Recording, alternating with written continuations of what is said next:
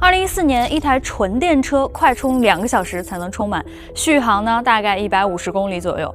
2018年，半個小時充電能到80%就已經算快了，而到了今天，5分鐘充好，9分鐘充飽，充電的速度越來越快，但是純電車的里程焦慮真的消失了嗎？閃充到底行不行？得找個最硬的对手。特斯拉 Model 3純電轎車銷量的前3名，全網對比視頻裡的常駐嘉賓。那今天呢，小王就從座艙、充電、質保、配置幾個維度幫大家看一看，這2位到底有什麼樣的表現。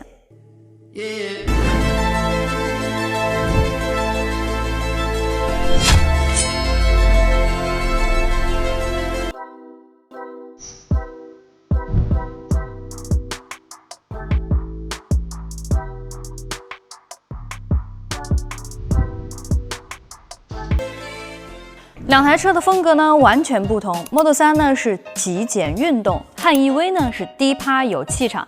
但是咱們今天呢不比外觀，直接看體驗。坐進特斯拉 Model 3呢，依然是這個典型的極簡座艙，功能集中，風格克制，它能滿足你基礎的一些需求，比如說方向盤的加熱、前排的座椅通風，該有的有，但除此之外就沒了。後排的空間呢可以滿足日常的使用，但是跟漢 EV 这種中大型的轿車相比呢，寬裕感確實不是他的強項。換到漢 EV 這邊呢，中控屏和儀表屏的尺寸都非常大，而且是多種材質，比如說真皮的座椅、金屬飾板，該有的質感都有了。再去到後排一坐 ，C 級車的體量感直接上來了，這不是量尺子才能發現的差距，是你一屁股坐下去就能感受到的。那拉開差距的點呢，馬上就要來了哦。丹拿的音響、車載冰箱，還有後排的座椅通風，以及全車這些舒適和後排照顧型的配置，漢 EV 會給的更加完整。所以說呢，這2台車，一台呢是偏向於駕駛者的個人空間，另一台車在照顧每一位乘客這件事情上做了更多。如果是你的話，你會怎麼選呢？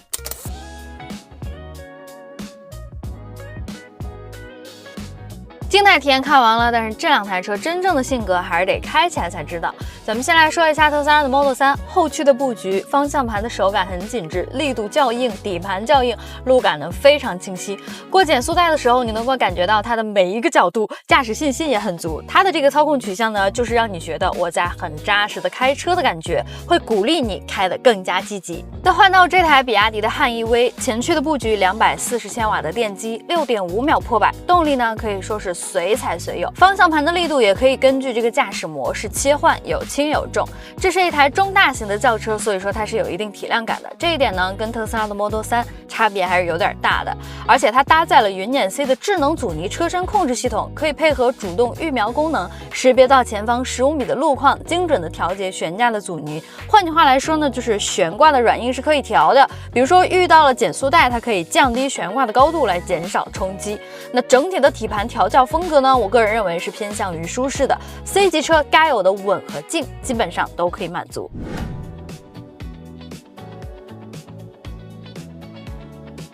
充電才是這2台車差距最大的地方。為了拿出它們2個各自最好的水平呢，如你所見，我們選擇了特斯拉的超充裝，還有比亞迪的閃充裝。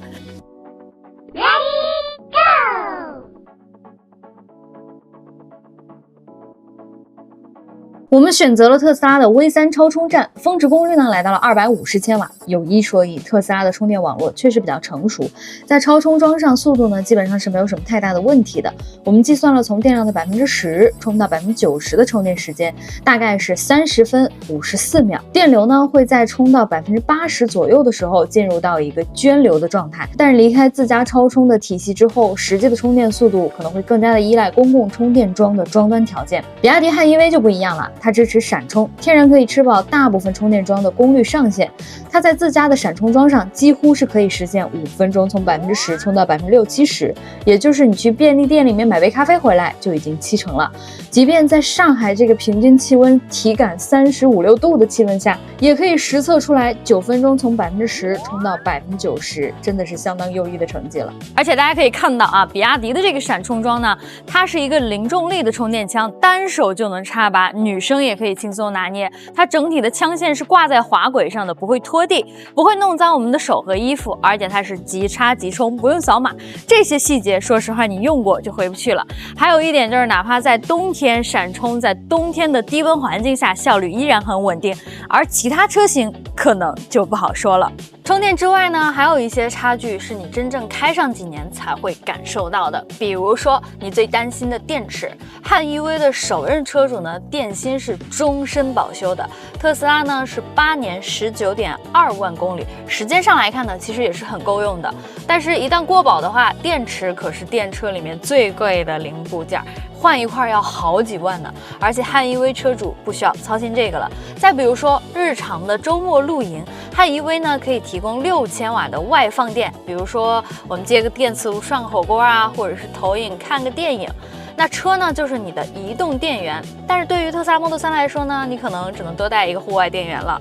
最後呢，是你最糾結的智能輔助駕駛功能。Model 3的智能輔助駕駛的選裝價格並不低哦，而且國內的功能還受到法規和落地節奏的影響，哪怕是今天也不敢說100%完全落地了。漢 EV 如果說你選裝了這個天神之眼 B 的話，可以直接在高快和城市場景裡面提供更加直接的輔助駕駛能力。這些呢，並不是說錦上添花的功能，而是買車之後天天都能用到的東西。還是那句話，我可以不用，但是你不能没有。